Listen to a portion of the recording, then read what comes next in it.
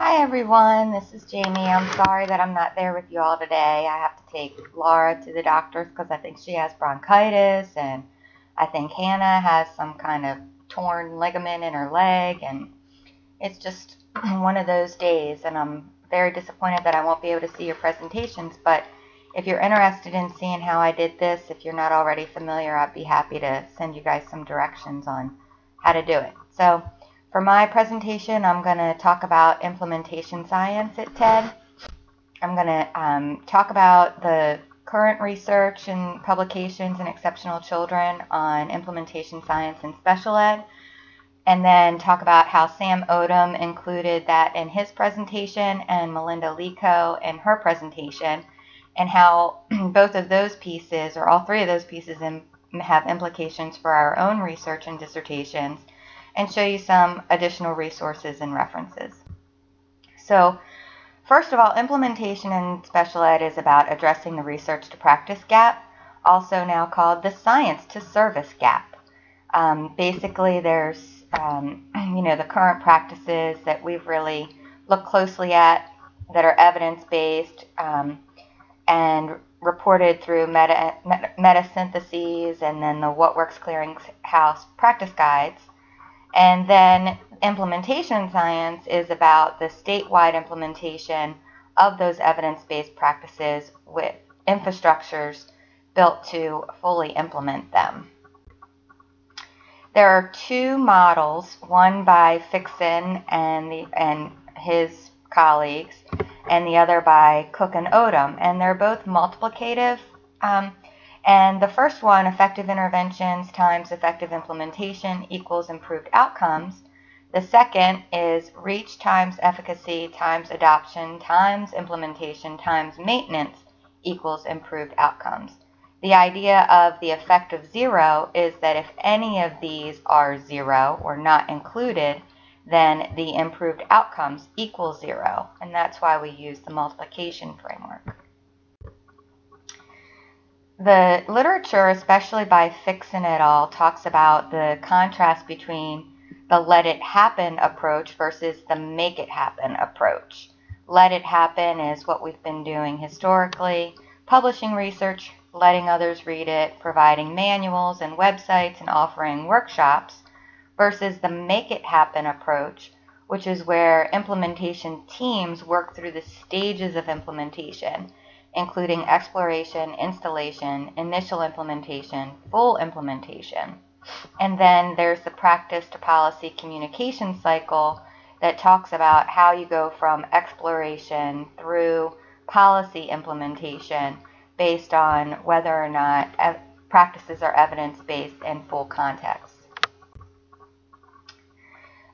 Putting these two frameworks by both Fixson et al. And Odom together, Cook and Odom together, we see this one piece where evidence-based practices are determined based on the exploration of needs in context, so in different states and districts, and for different students with disabilities, what they actually need, so this needs assessment, and then installing them, implementing them with fidelity using fidelity checklists, and then monitoring their maintenance to determine whether or not they've been fully implemented. And that's what leads to the improved outcomes.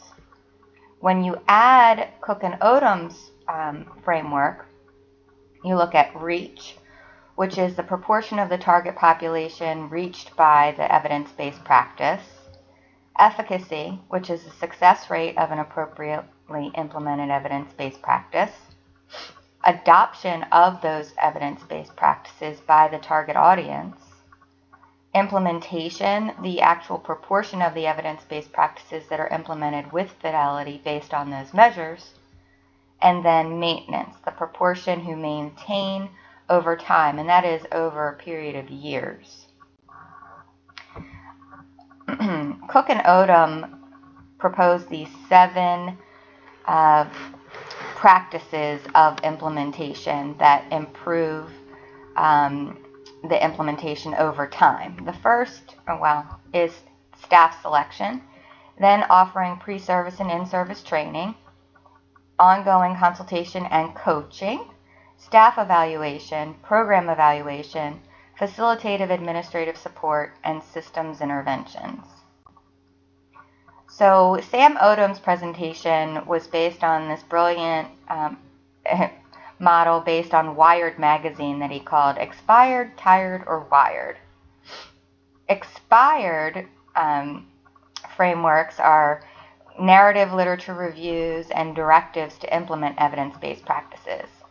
Tired processes include one-stop shops, workshops, or just offering a web-based training alone. What he suggests is wired, or on the bleeding edge, as others would say, include the systematic reviews of evidence-based practices, which, yay, we've done that. Coaching, which I know a lot of you are examining for your dissertations. Web-based modules, and communities of practice.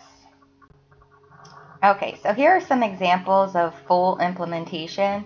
We've looked at school-wide positive behavior supports, and we know how pervasive that practice is, and you also see the implication of that in the No Child Left Behind and IDEA and ESEA in terms of the policy implications.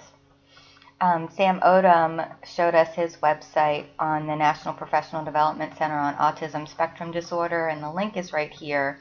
I'm not going to take your time to go to it right now, but you'll see the trainings and the modules on evidence-based practices for students with autism.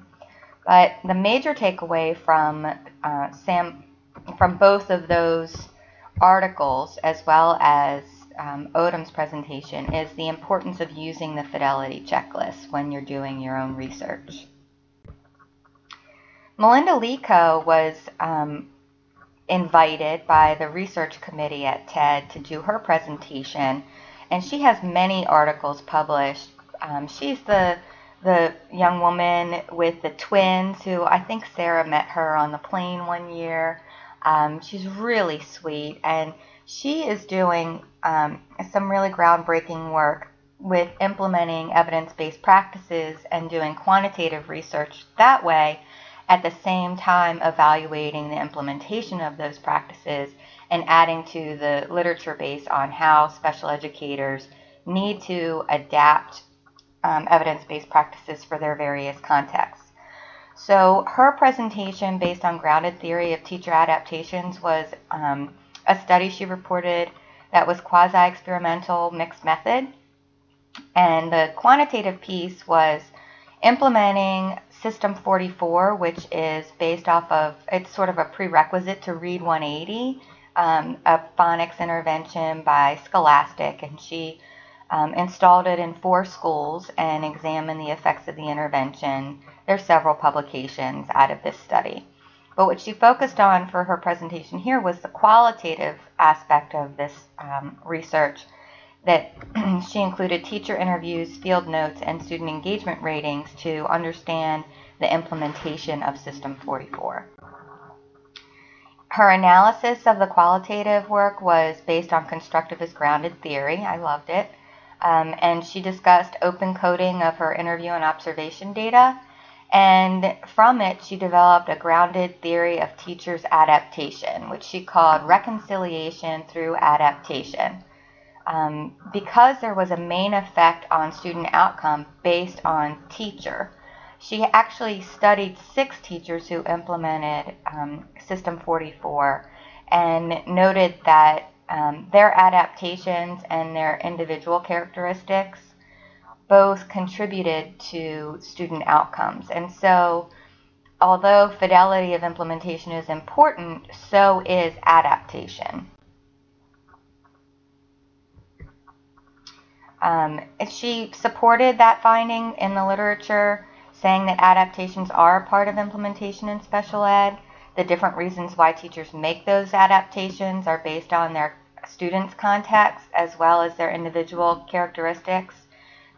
Several of her articles are published with Brownell. She noted that student outcomes are better when teachers make adaptations to fit student context, but sometimes teachers make adaptations to fit their own needs. So we need to include in our implementation processes the knowledge that teachers need time to learn and implement a program. They need a knowledge base of the program's characteristics and not just experience. So we actually have to teach teachers how to adapt a program appropriately to meet students' needs at the same time that we measure the fidelity of the implementation.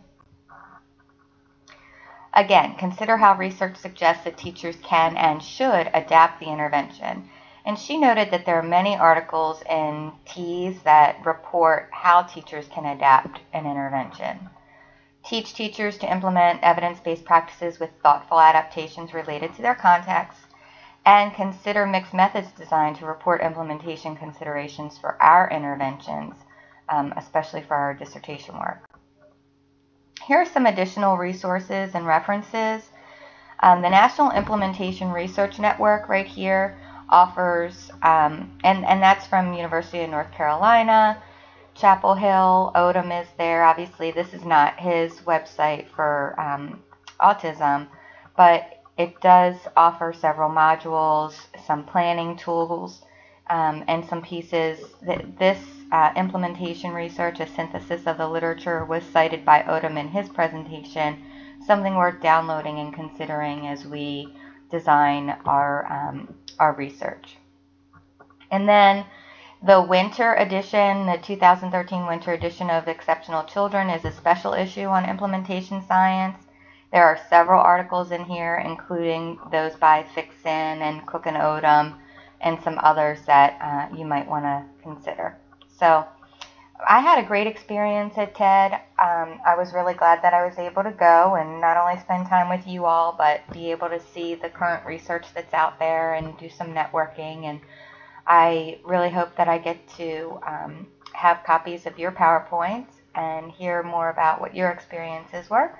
And I'll look forward to talking about all of this soon. Thanks again. I'll see you guys. Bye.